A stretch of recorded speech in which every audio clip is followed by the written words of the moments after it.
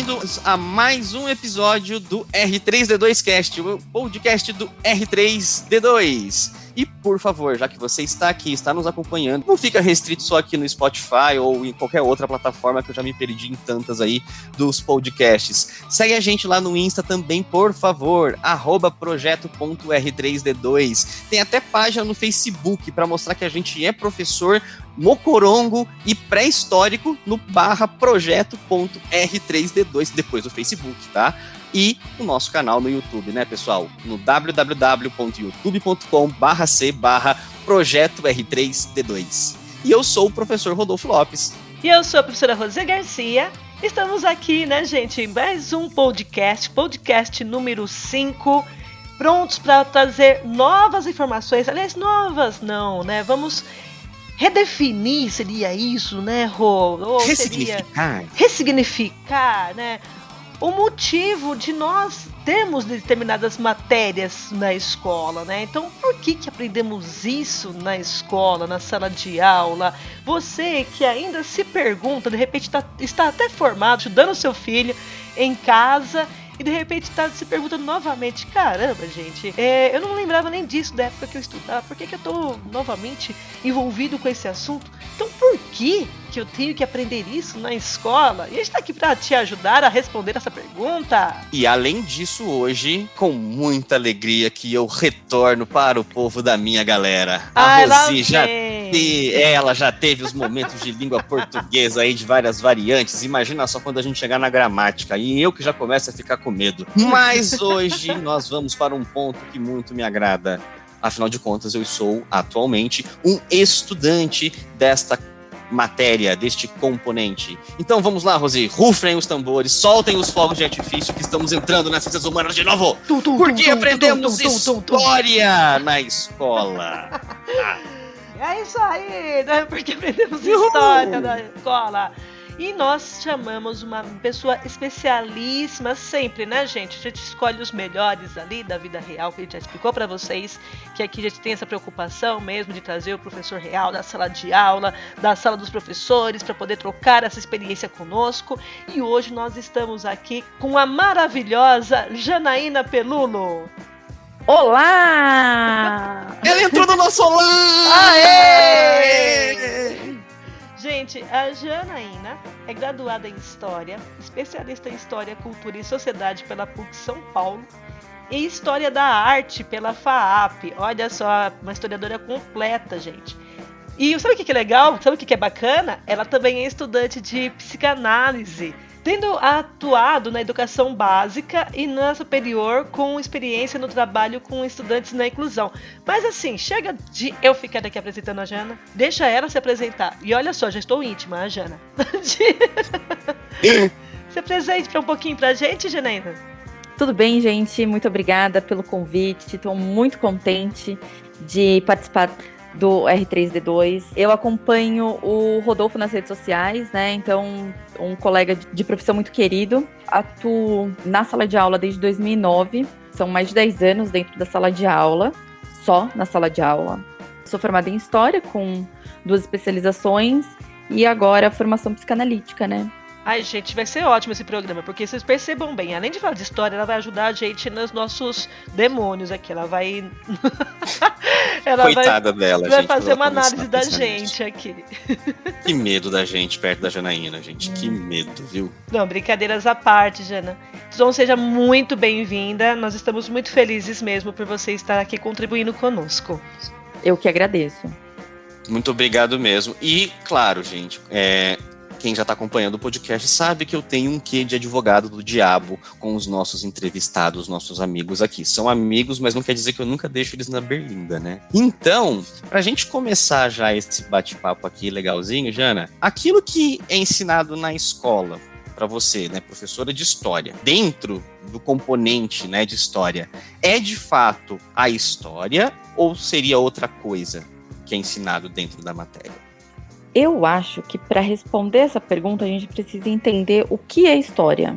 História, de uma maneira bem simplificada, é o estudo da ação do homem ao longo do tempo. Quem escreve a história é um historiador, a partir de fontes históricas e algumas outras ferramentas, né? Mas principalmente a partir de fontes históricas. O que nós temos dentro da sala de aula é um apanhado de todo esse conhecimento que vai ser sintetizado dentro de um livro didático, de uma apostila, e a gente vai estudar dentro da sala de aula. Só para pontuar, o que seria esse outra coisa, Rodolfo? Será que o que a gente aprende na escola dentro de história é história, ciência? É uma parte da ciência? Seria a historiografia? É um conteúdo de almanaque?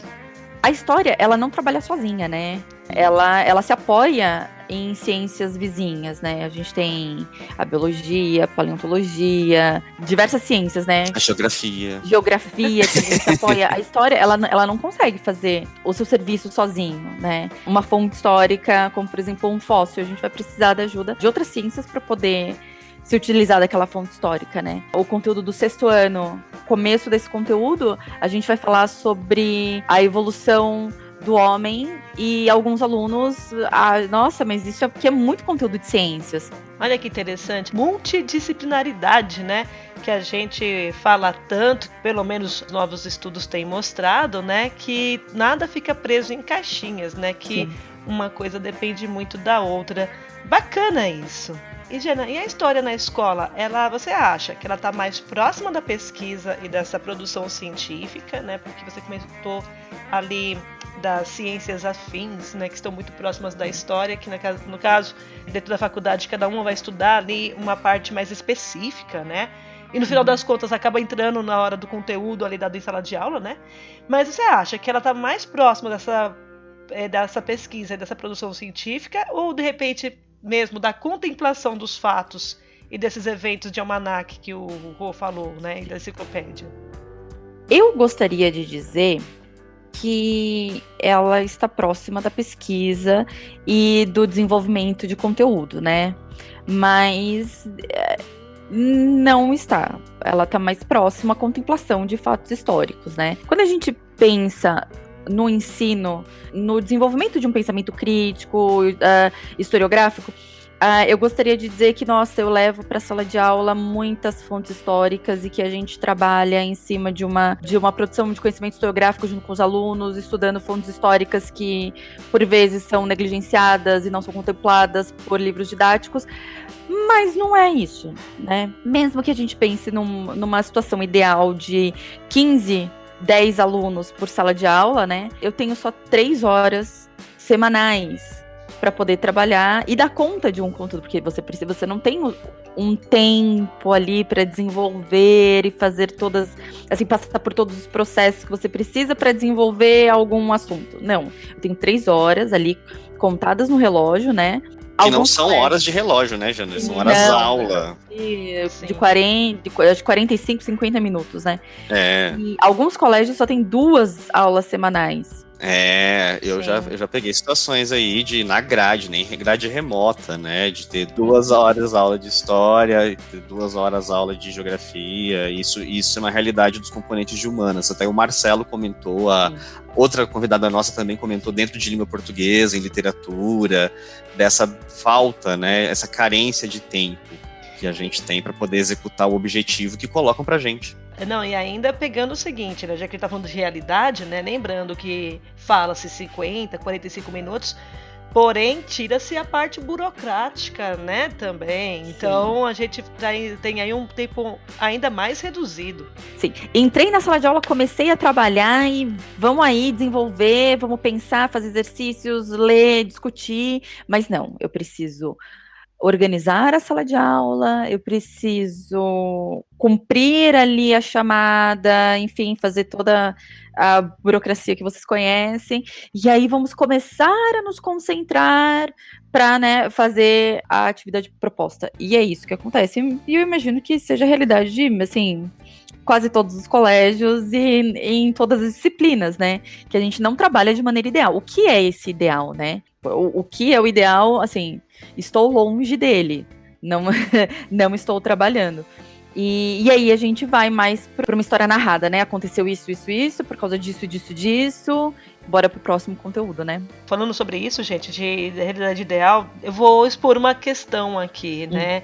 Por exemplo, eu assisti a uma série dinamarquesa, Rita, e mostra, né, o professor que estava apavorado porque ele e seus 15 alunos, e era muita gente.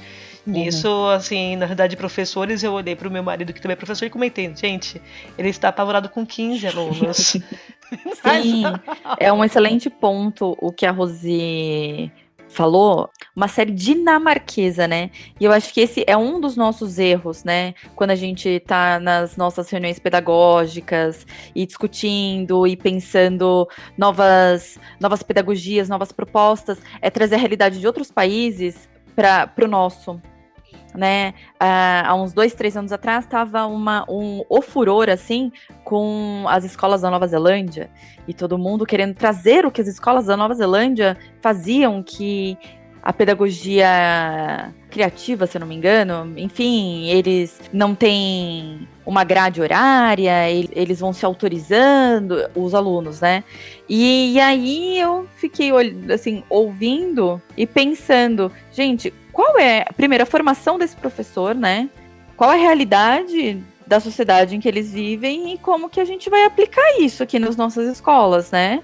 Então, já que a Jana falou aí, né, sobre essa realidade Brasil e resto do mundo, pensando na história em si, quando a gente observa grades de escolas e até livros didáticos dentro da realidade escolar, a gente tem a divisão, né? História do Brasil, história geral. Por que a gente divide o componente assim nessas especialidades em história geral, história do Brasil?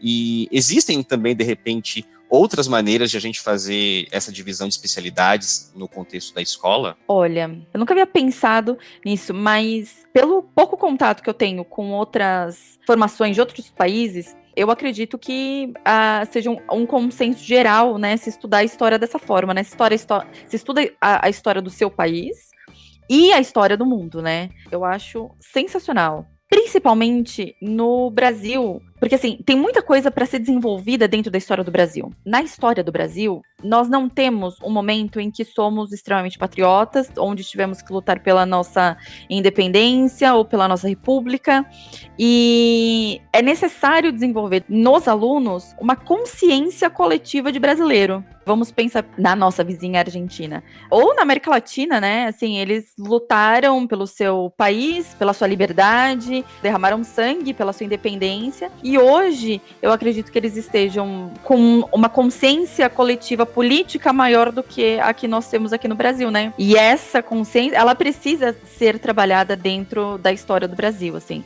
Isso precisa estar presente, né? Porque, independente de que governante seja, a gente precisa desenvolver nos nossos cidadãos esse senso de patriotismo, né? Porque ele foi construído aqui no Brasil. O nosso patriotismo, ele é meio torto, né? Ou a gente tem as pessoas que vestem a camisa do futebol e pensam que isso é patriotismo, e temos as pessoas que têm tantos problemas na vida que não é um problema delas a situação social e política do país, né? Ou se é extremamente ufanista, né? Nacionalista no pior sentido, aquela coisa quase separatista, sim, ou se é totalmente alienado. Sim. Até porque nós vamos conversar, né? Quem é professor de humanas, história, geografia, gente, a gente tem medo de como a gente vai falar de 2020. Sim. Para poder explicar tudo isso que tá acontecendo, né? Vai ser, olha, aqueles memes, né? Calma que eu não cheguei na parte em que as pessoas acreditavam na Terra plana. E é engraçado comentar disso, né? Porque aí eu trago, aí novamente eu vou puxar a sardinha, né? Eu puxo aqui, porque a gente se lembra de romantismo, justamente aqui do romantismo brasileiro. Sim. Que a gente tem que saber que nós tivemos que inventar um herói nacional, literalmente inventar, né? Com preceitos do herói português, na verdade, porque nós não tínhamos essa figura aqui, né?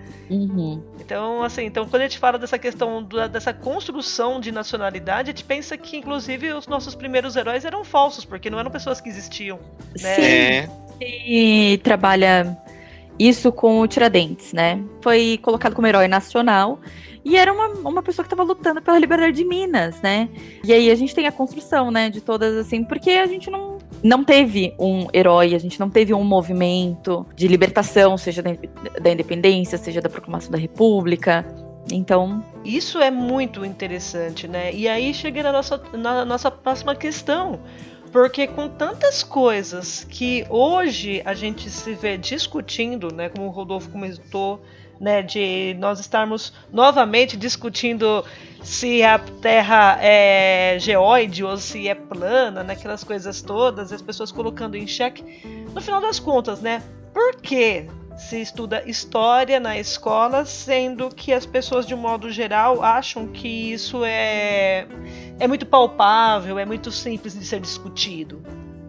A história, ela é extremamente importante para a gente desenvolver um raciocínio crítico. Se você percebe e consegue entender a ação, né, daquele homem que eu havia falado lá no começo, através do tempo, você aprende uma porção de coisas, né? Você sabe que, por exemplo, sistemas políticos autocráticos, eles não funcionam, eles não dão certo, eles não são bons.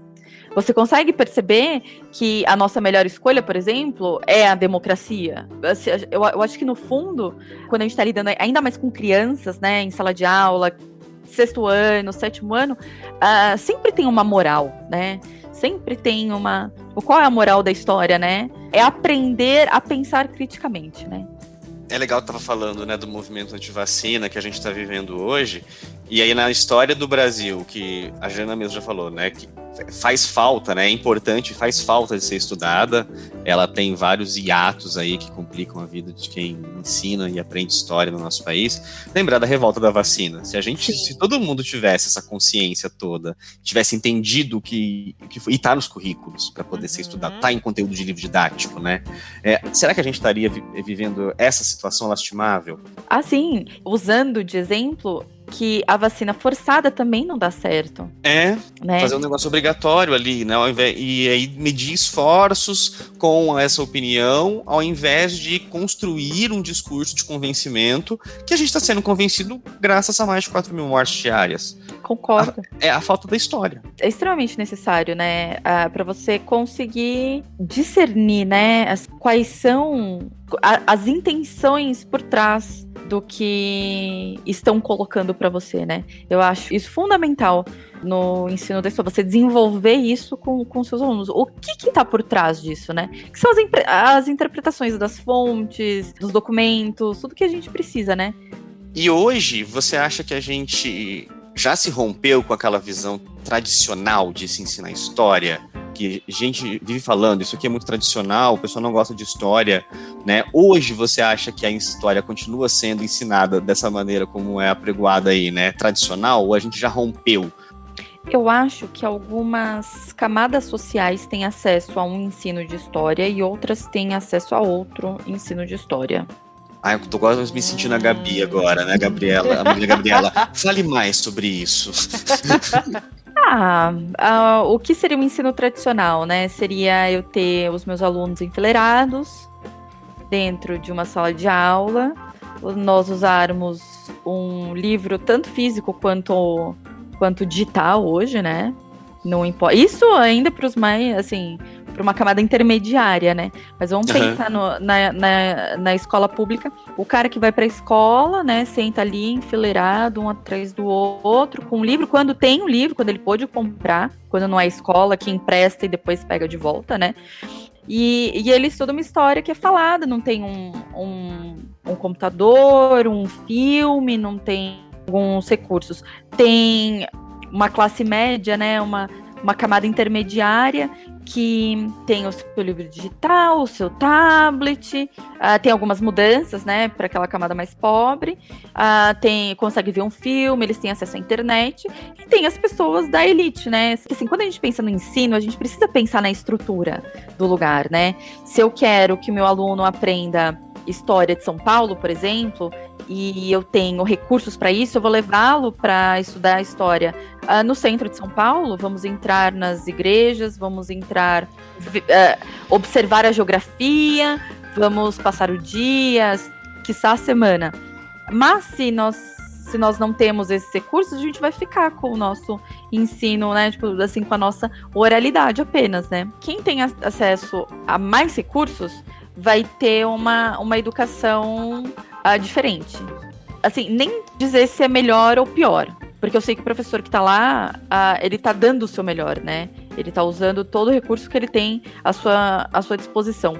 Mas eu acredito sim, obviamente, que quem tem mais dinheiro vai ter acesso a um outro tipo de educação, né? Então, o ensino tradicional de que a galera costuma falar por aí, só é rompido se você tem meios financeiros para isso, para poder botar em prática o que se estuda, o que se divulga, como deve ser feito o processo. Eu acho que sem recursos fica difícil pensando na pandemia, né?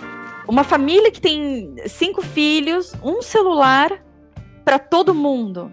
É diferente de como esses 5 vão aprender do cara que tem um quarto só para ele, um computador só para ele, tem alguém que pode ficar do lado para orientar. Então eu acredito que assim vai muito do recurso que você tem disponível. Claro, tem muita criatividade também, né? Bastante. Tem muitos professores que são maravilhosos por conseguir driblar a sua realidade com a criatividade, né? E aí consegue mais. Falando sobre isso, sobre essa questão dessa criatividade dos professores, né? E professores que estão ligados a essa realidade um pouco mais dura, que ele tem que, às vezes, se reinventar, porque fica muito fácil para a pessoa que mora em Roma, ali, né, falar sobre construções do Império Romano, afinal de contas ela vai na calçada e ela vê, né? E o aluno que tem condições financeiras para isso também, porque fala-se de Roma, então ele viaja até lá e ele vê. Então fica muito mais fácil essa questão do capital cultural. E às vezes esses alunos que você comentou agora não têm essa possibilidade e o professor tem que realmente fazer da tripa coração ali para poder falar sobre o assunto. Sim. E eu não sei como isso é muito bem visto pela sociedade às vezes. Então, assim, na sua visão, você acha que é por esse motivo dessas reinvenções e das vezes desses motivos da pessoa ficar um pouco tanto quanto insatisfeita e acabar de repente mostrando isso em sala de aula, sei lá, é que as pessoas querem tirar a história do currículo, né? Às vezes até considerada como coisa de esquerdista? Você acha que é devido a esse olhar? Tenho pra mim que a história ela é mal vista porque ela faz as pessoas pensarem, né? Ela desenvolve um senso crítico que é muito particular da história. Não acho que seja pela falta ou oferta de recursos, né? Mas eu acho que é pelo senso crítico que ela desenvolve. Assim, então quer dizer que as coisas estão assim por causa de eventos passados, né? Então a gente precisa romper com um ciclo vicioso, talvez, que a gente tenha. Eu penso que seja por conta disso, né? Se é coisa de esquerdista ou não, eu não sei. Mas eu acho que todo mundo precisa estudar um pouquinho de história, assim, fora da escola. Não só na escola, então, né? Tem que... Não, porque é extremamente... Assim, para todos os lados que você olha, você vê história. Seja... Você abre o jornal hoje, para você entender o que acontece na situação política do país, você precisa recorrer ao passado. Você precisa entender as temporadas passadas, né? Eu acho interessante isso que a Jana falou, né, do senso crítico, porque, cara, você vai vendo, né, é muito interessante se eu quiser tirar a história do currículo, porque aí as pessoas não vão ver que aquilo que eu estou fazendo hoje, que pode levar a um final trágico, a um domínio de uma massa, né, enorme, possa se repetir. Então é muito legal atacar quem realmente está mostrando que isso já aconteceu, o desfecho não foi legal, e como eu quero repetir isso, né, se as pessoas souberem como que foi, eu não vou cumprir esse meu intento. Eu não vou executar. Não foi golpe, foi revolução. Opa! Né? Não foi golpe, sim. Foi revolução. Ou você estudar a história dos partidos políticos brasileiros, né? Como que eles foram fundados, quando foram fundados, por quem foram fundados, quem foram as pessoas que já passaram por ele. Você precisa da história. E isso é extremamente importante, né? E aí eu acho que é por isso que a história é tão visa. Fica ou não fica no currículo? Quantas aulas quanto espaço vai ter dentro da escola. E isso é realmente muito complicado, né? Essa desconsideração, às vezes, que a gente percebe, porque não tem nada que você faça que você não tenha que estudar a história para poder compreender bem, né? Então, novamente, falando aqui da minha área, quando a gente vai estudar a variação linguística, né, a história da própria língua, a gente precisa fazer esse levantamento de documentos, entender o período histórico, entender como que as pessoas estavam envolvidas para entender o porquê da existência daquela palavra. Então, assim, não tem como desvincular. Isso estou falando da minha área, né? Se a gente for para as demais aí, todas vão ter que pegar um histórico dessa forma. Então, não tem nem o que discutir. É engraçado como o conhecimento realmente é perigoso, né? Quando a gente pensa nisso. E assim, até a Rosi falando assim, no fundo, a gente pode ver que, tá, beleza, vamos tirar a história, que história é coisa de esquerdista, etc. Mas se a gente parar para pensar, nem precisa parar para pensar, toda a área científica, né, toda a disciplina de uma escola, da escola, por exemplo, ela é histórica. Porque ela se desenvolve, ela acontece com base num processo de evolução. A matemática, ela tem uma história. Por que você consegue falar, sei lá, por que chegou-se a fórmula de Bhaskara? Por que a gente tem que a soma dos quadrados dos catetos é igual ao quadrado da hipotenusa? Todo conhecimento, quando vai sendo sistematizado, é um processo histórico. E existem várias áreas de conhecimento que não são, assim, diretamente vinculadas às ciências humanas, que são, assim, históricas. Quem vai estudar geologia, por exemplo, você precisa ter uma perspectiva histórica para poder sacar a evolução do planeta Terra. Então, não tem como você desvincular a história, né, da própria ciência, porque, no fundo, toda a ciência tem o seu componente histórico, tem a sua perspectiva histórica e precisa. E eu fico lembrando de uma frase aí, assim, né, dando a minha viagem na Hellmann's Airlines, clássica, né? Tem uma frase, agora eu não lembro qual dos livros do Dan Brown, né? Acho que é no próprio Código da Vinci, que ele fala que alguma personagem falava lá que nunca gostou de história, e ele fala, não, só não gosta de história quem não gosta da própria história. A minha experiência com os alunos é de que a maioria deles gosta de história. Então você tem ali os alunos de 6º ano, 7º ano, tem muitos que já chegam gostando, outros assim que estão abertos a gostarem de história. Só que aí eu vou percebendo que conforme a criança ela vai crescendo, vai ficando adolescente, esse interesse ele vai diminuindo, até chegar no adulto que fala que não, história é chato, eu não gosto, ou é coisa de esquerdopata, enfim, assim, não preciso da história, estou muito bem, obrigado, né? A história, ela te deixa mais refinado. Ela te deixa com uma educação mais refinada, com um gosto mais refinado, né? Porque você tá aberto a conhecer outras culturas, a entender outras culturas, a entender por que aquela cultura funciona daquela maneira, por que é tão diferente da minha. Faz querer viajar, você vai querer ir para o Egito, você vai querer ir para Roma, você vai querer conhecer essas culturas locais, né? Ir para a Índia, e você vai querer experimentar a comida, você vai querer ouvir a música. Só tem benefícios no estudo da história, né?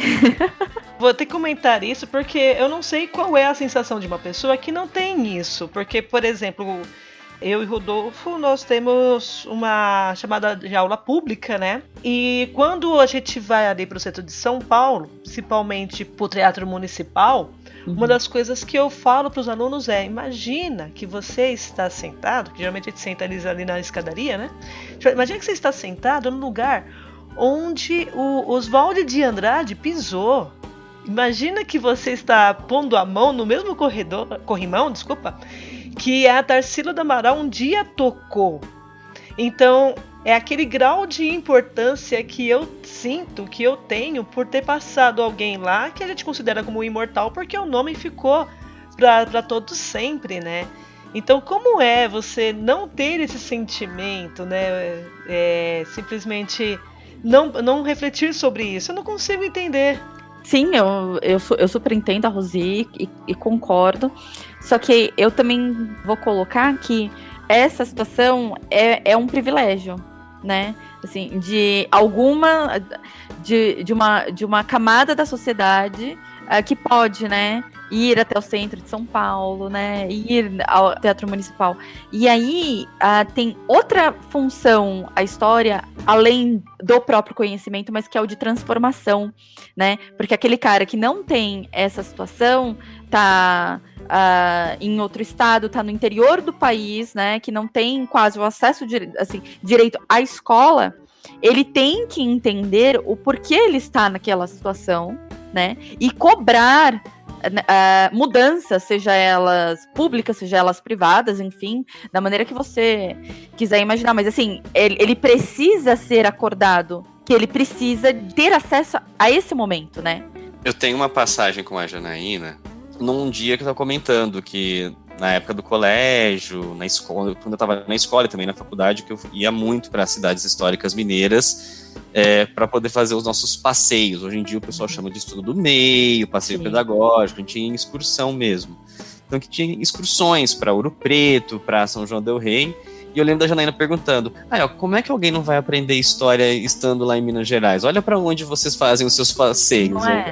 Foi quando eu saquei, falei, verdade, eu tive essa oportunidade na escola de entender e valorizar aquele momento da história do meu país, e eu sou uma pessoa que, por exemplo, ama a história do Brasil colônia, porque eu tenho uma ligação, né, uma vivência com isso. Você sair à rua ali em Minas e você sente o cheiro do Aleijadinho, você sente o cheiro, né, dos Inconfidentes, não tem como não. Além do pão de queijo, né? Além do pão de queijo, do café quente. Isso aí a gente entra em outro dia para poder discutir essas beldades.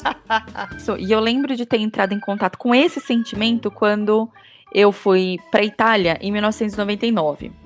Eu fui conhecer a minha família italiana.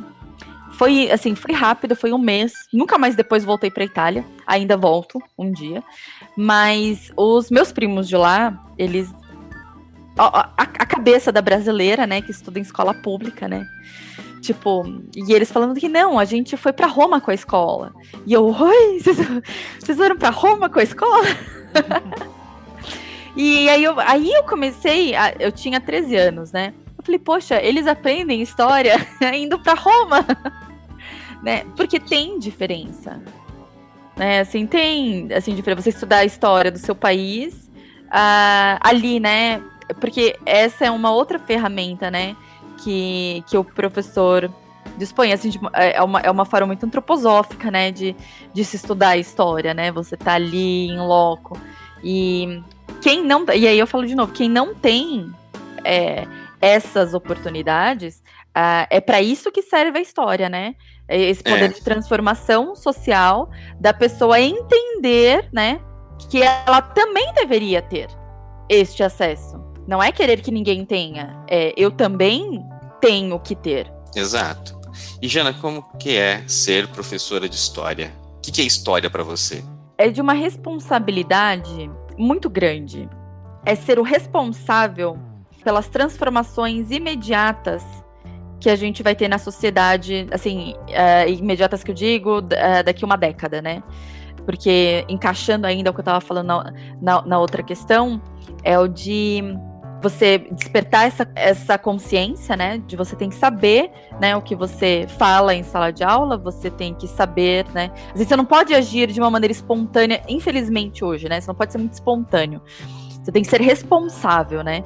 Porque, assim, citando, né, um grande filósofo, com grandes poderes vem grandes responsabilidades. Então...